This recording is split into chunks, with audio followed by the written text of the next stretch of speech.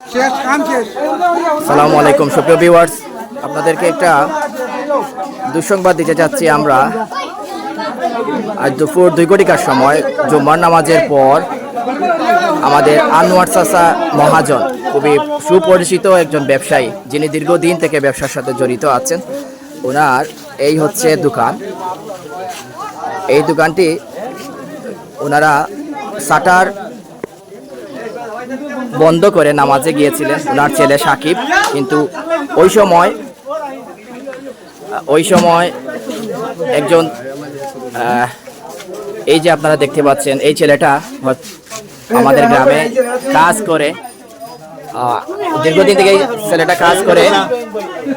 কাজ করে কিন্তু ওর অত লোভ চলে গেছে। ওই দোকানের এরিয়াটা খুবই নিরাই ছিল, তখন ও তালা এবং শাটার খুলে দোকান থেকে চুরি করার উদ্দেশ্যে প্রবেশ করে। তারপর জনতার হাতে ধরা পড়ার পর এখন উৎসুক জনতা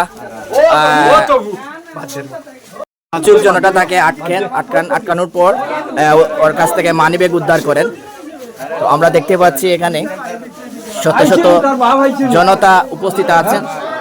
এখন গণ্যমান্য ব্যক্তিবর্গ মুরব্বিয়ানদের সহযোগিতায় সালিশের মাধ্যমে শেষ হবে এবং তার জিম্মাদার ওর বাবা আছেন এখানে। ও আসলে আপনাদেরকে জানিয়ে দেই, আমাদের এলাকার নয়ও, ওই গ্রামে থাকে, আমাদের গ্রামে থাকে, এখানে থেকে কাজ করে, কিন্তু ওদেরকে আমরা সুযোগ দেই, সুবিধা করে দেই কাজ করার। কিন্তু আজকে ও যে কাজটা করেছে খুবই দুঃখজনক। তো আসলে তার তেমন একটা ক্ষয়ক্ষতি হয় নাই, তাকে আমরা রক্ষা করেছি। তো আপনাদেরকে জানিয়ে দিচ্ছি, সবাই সতর্ক থাকবেন। আল্লাহ হাফিজ।